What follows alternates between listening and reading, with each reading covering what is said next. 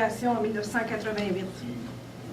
Comme bien des organismes qui sont nés à la fin des années 80, Trait d'Union a pu recevoir une subvention de départ parce que l'agence, le conseil régional à l'époque, a fait le choix d'investir dans les organismes communautaires en santé mentale plutôt que dans un hôpital.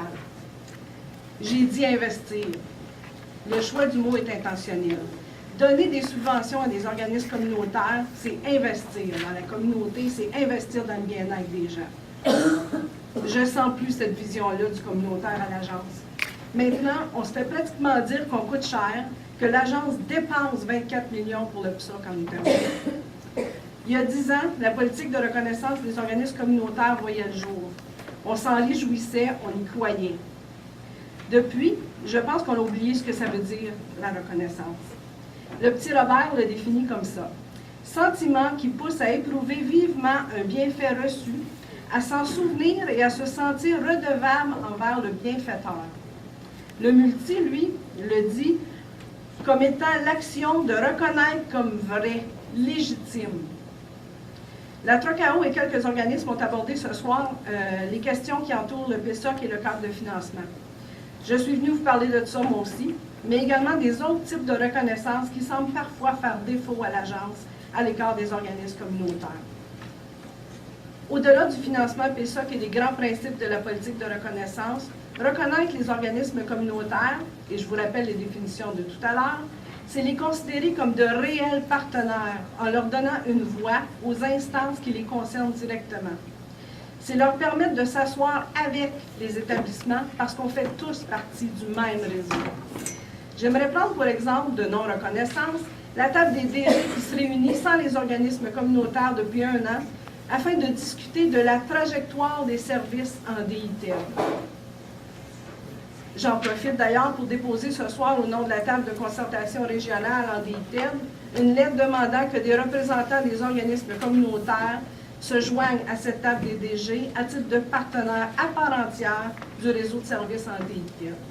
Si on est des vrais partenaires, là, on ne devrait pas juste être invité à prendre part aux discussions quand il y a des crises puis pour boucher des trous.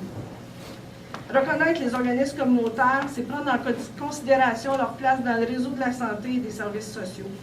Croyez-vous que les nombreuses transformations qui ont pris place et qui continuent de prendre place dans le réseau des établissements n'ont pas d'impact direct sur les organismes communautaires? J'aimerais vous donner quelques exemples de ces impacts en me reportant aux services offerts en DITED encore. Mais on pourrait appliquer ces mêmes exemples-là au secteur de santé mentale, aînée, etc.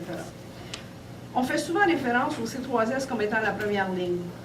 On oublie cependant que les organismes communautaires constituent aussi une première ligne.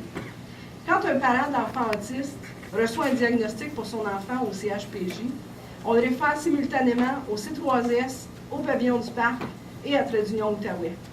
Lequel des trois, pensez-vous, est le premier répondant auprès de ce parent-là? Le communautaire. Autre exemple. La réorganisation de la première ligne et de la deuxième ligne, toujours en DITED, fait en sorte que la clientèle soit référée de plus en plus vers les organismes communautaires. L'intervention des établissements, bien que nécessaire, devient ponctuelle. Et c'est très bien comme ça. Les organismes communautaires œuvrent auprès de ces personnes quotidiennement et tout au long de leur vie. Activités de jour, intégration sociale, répit aux familles, etc.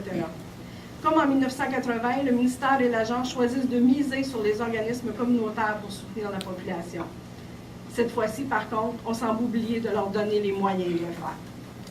Je termine en disant que la reconnaissance des organismes communautaires passe aussi par le fait de reconnaître qu'à bien des égards, on vit dans la même réalité et le même contexte que les établissements.